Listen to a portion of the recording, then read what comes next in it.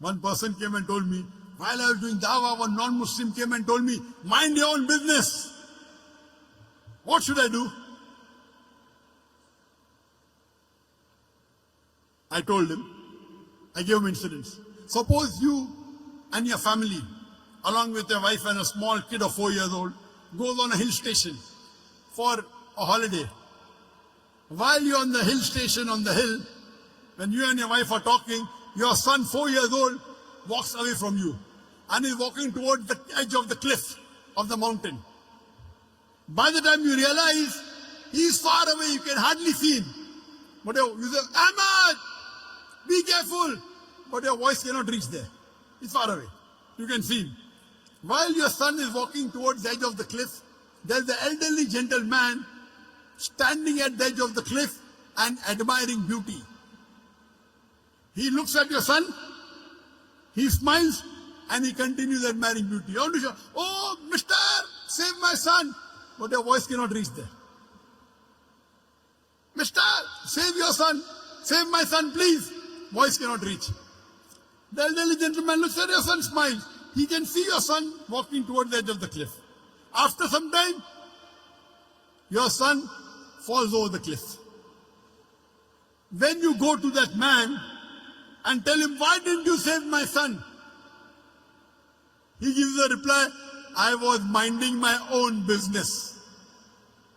And he's right. He did not push your son, did he? No. Did he tell your son to jump? No. So why should you blame him? He did not tell your son to jump. He did not push your son. Yet you will blame him and tell him, Allah gave him hikmah. He could have saved my son easily. He didn't even have to take a step forward. He only had to stretch his hand and my son would have been saved. Will you blame him or not? Yes or no? You will tell this person, my son is masoom. 4 years old, he doesn't know.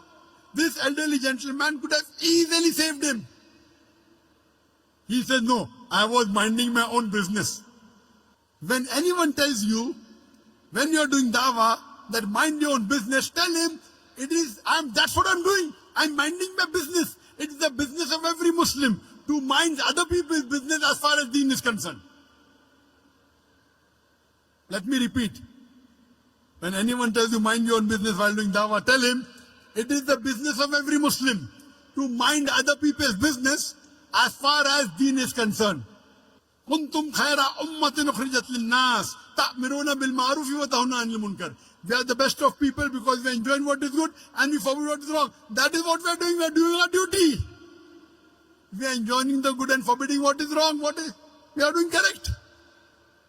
Why you should feel shy? Why you should be ashamed? Imagine if you have a non-Muslim neighbor and you don't do dawah to him and he dies as a mushrik. On the day of judgment, Allah will ask him, did you accept Islam? He said, no. He said, no one told me. That's right, but didn't you get the message? Allah gives the message himself. He didn't accept Islam. He'll go to hell. Allah will ask you, did you deliver the message to your non-Muslim neighbor? And if you say no, you will follow him. You will follow him because to deliver the message to the non-Muslim is fard. If you do not deliver the message to a non-Muslim neighbor, you will follow him and you will also go to hell. Allah subhanahu wa ta'ala says in Surah Al-Asr, chapter number 103, verse number 1 to 3, the criteria to go to Jannah. Rahe Nijat, the way to paradise. Allah says, Wal Asr. Innal insana lafi khusr. Illa alladhina amanu wa amilu salihati wa tawasaw bil haqqi wa tawasaw bis sabr. By the token of time, man is verily in a state of loss. Except those who have faith, those who have righteous deed, those who exhort people to truth, and those who exhort people to patience and perseverance. There are minimum 4 criteria required for any human being to go to Jannah. Number 1 is Iman, belief, faith. Number 2, Amal Salihat, righteous deed. Number 3, Watawasaw bil Haq, inviting people to truth, doing dawah and islah. And the 4th, Watawasaw bil Sabr, inviting people to patience and perseverance.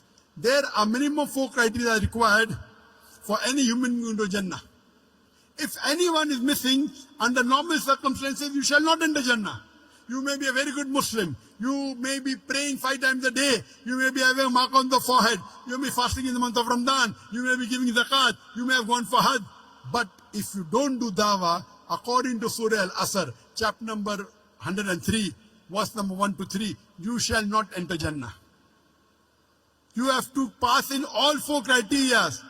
If you only dawah, also all 4 are important. Iman, righteous deed, dawah and islah, and inviting people to patience and perseverance. If anyone is missing, you shall not enter Jannah. All 4 are required. If you don't do dawah and Allah wants you to put you in Jannah, that's Allah's prerogative. He can forgive your sin and put you. But under normal circumstances, if you don't do dawah, according to Surah Al-Asr, you shall not enter Jannah. It's the fard, it's the duty of every Muslim that he should convey the message of Islam to those who are not aware of it. Dawah is fard in Islam. At least a part-time da'i.